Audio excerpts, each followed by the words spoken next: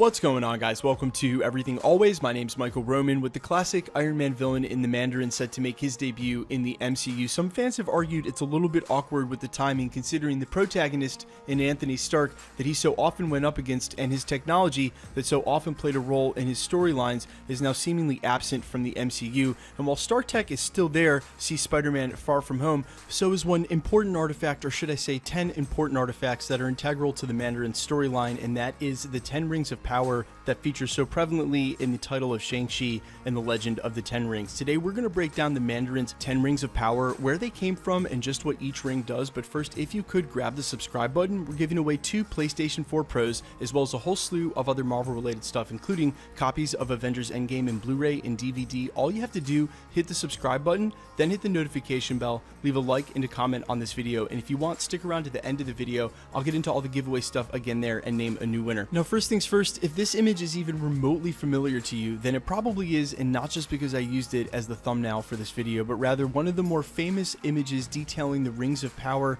and featured as a Marvel card during the second series. Old school Marvel fans will remember them fondly. However, the descriptions used in these boxes are not exactly correct and a little bit cryptic, so for today's description of each Ring of Power, we're going to go directly off Marvel.com and explain each one from there. Speaking of which, the history is also outlined, so let's go over that real quickly without being too boring. And honestly, we could spend an entire video explaining the Axon car, also known as the McCoolans, how Fing Fang Foom is related to them, how they crashed here in a spaceship, brought the rings, etc. However, all you need to know is that they're actually the product of an alien race of dragons brought here in a crashed spacecraft, and that the Mandarin finds them in China's Valley of the Spirits. Although they display magic-like properties, they're rather scientific, and that's the basis for the entirety of the Mandarin storyline. He's a scientist, he studies Stark Tech, he tries to reverse engineer it the same way he learns about and learns to command the rings. Now let's get into exactly what they do.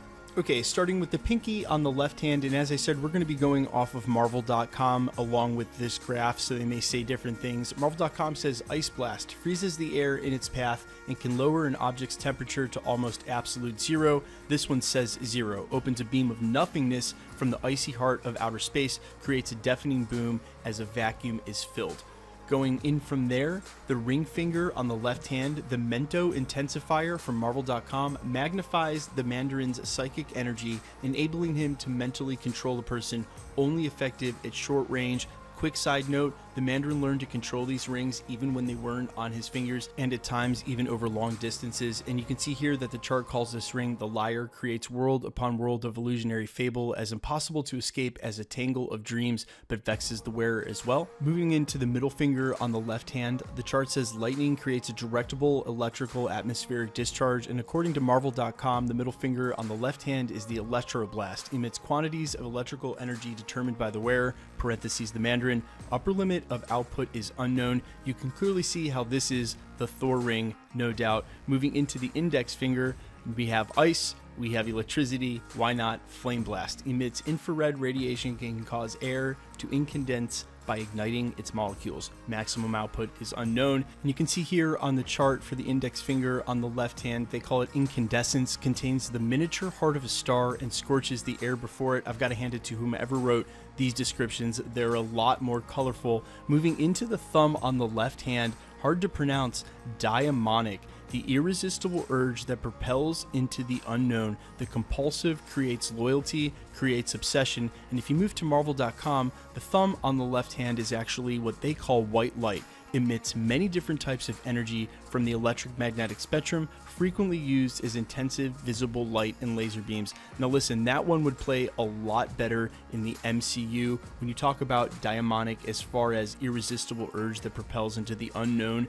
the compulsive creates loyalty, creates obsession, kind of sounds like the Lord of the Rings, also kind of sounds like the power set for one Scarlet Witch. There's something going on there that's a little bit deeper and doesn't exactly translate into CGI. You can already see just from the left hand alone, how all these beams and colors of light would work really well in a comic book setting against Iron Man, who has his own lasers spanning the color spectrum. But it's important to note that Marvel Studios and the MCU may change anything about these rings for narrative purposes, all from the color and the power sets to the order they're on their hands, just the way they changed the Infinity Stones orders and colors inside the Infinity Gauntlet. Now moving on to the right hand, starting with the pinky, Marvel.com says this is black light, creates an area of absolute blackness where all the light is absorbed. It is believed that this ring accesses the dark force used by people such as Darkstar and the Shroud. And considering we don't have Darkstar and the Shroud in the MCU yet, maybe they'll change this to be the dark dimension, the same way that the Ancient One was able to access some of that power to create magic. That would be an interesting change, but would definitely make sense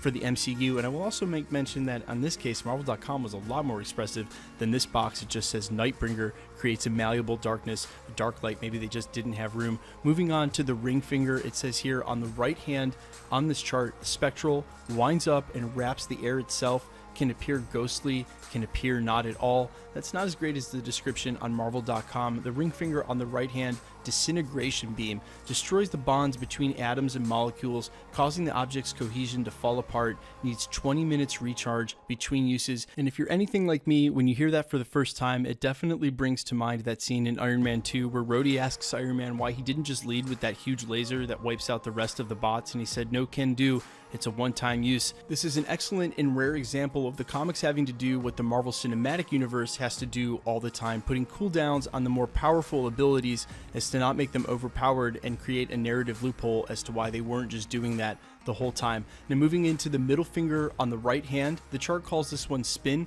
decelerates time around the wearer, appears super speed to the watcher. That would be like the flash ring. On Marvel.com, it says something a little different. This is a vortex beam, causes air to swirl in a vortex at high speed, can levitate objects, propels the wearer, parentheses the Mandarin, in flight, and can be used as a weapon. So not just turning him into the Flash or Quicksilver, but rather using the air around him to facilitate everything instead. Moving on from there, the index finger is called Impact Beam, projects concussive force of approximately 350 pounds of TNT, can also cause intense sonic vibrations and create magnetic waves. Here on the chart, it just says influence, creates various forces that cause a body to undergo change. So it's just spanning the spectrum of wave forces. And finally, with the thumb on the right hand, what the chart calls the Remaker, shatters and reimagines relationships on a subatomic level. If you take it to Marvel.com, it calls the thumb ring on the right hand the Matter Rearranger, can rearrange atoms and or molecules of substances and speed up and slow down their movements to result in various effects. Cannot actually transmute elements. However, it's interesting they add that in there, as alchemy is something that they've reserved for different effects and magic in Marvel Comics. It's also interesting that a lot of these seem to share the same power of a different type. There's a lot of laser beams, right? A laser beam of frost, a laser beam of fire, a laser beam of black light, a laser beam of white light. I think that there's a lot more to these rings than just the lasers they create, and I'm hoping that they don't use them as simply a CGI blasty. It's not just like another War Machine or Iron Man, but rather really investigate some of these powers. There's going to be 10 of them. They're going to be littered around the MCU. Thankfully, they're not as powerful as Infinity Stones. They're not a trump all. They can be battled, but it's going to be interesting to see where these wind up over time, where they've been this entire time, who has them, and I'm guessing more times than not we're going to be a little surprised as to where these have been and how they've already played a role in the MCU. Guys, let me know what you think in the comments. Did you already know about the Rings of Power? Do you think that this is interesting? They're going from a magic glove you put on your hand to a bunch of magic rings you put on your fingers. Do you think the analog is just too close and too soon to do it? And also, now that you've heard this chart about these rings, what do you think about them? Which one's your favorite? And what are you excited mostly to see in Phase 4? Is it Shang Chi and the Legend of the Ten Rings in the introduction of the Mandarin? And let's get into the giveaway stuff before I let you go. All right, we're still giving away 2 PlayStation 4 Pros. The next one is at the 500,000 subscriber mark. All you have to do, hit the subscribe button, then hit the notification bell, leave a like and a comment on this video. That'll automatically enter you to win all the copies of Avengers Endgame in DVD and Blu-ray that we're giving away. If you win, you get to choose. We've already given away a couple copies. We're going to name a winner right now. The winner of the next copy of Avengers Endgame is Cloud9 9/9/1986 for this comment right here. I'll never win anything, but here you go, bud. I hope Wolverine comes into the Avengers. Not only do I hope Wolverine comes into the Avengers too, but you did win something. You won a copy of Avengers Endgame. Please DM me on Instagram at IamFires, or go ahead and email me at everythingalwaysyt@gmail.com. I'll get your info and get a copy right out to you guys. If you want to be entered to win any of the copies we're giving away for the rest of the month, or the PlayStations we're giving away, like I said, the next of which is at the 500,000 subscriber mark, all the same rules apply, guys. All you have to do, hit the subscribe button, then hit the notification bell, leave a like and a comment on this video, and the more videos you like and comment on, the better chance you have of winning. My name's Michael Roman. This is Everything Always, guys. Thanks for checking out the channel, and stick around. We'll be posting again real soon.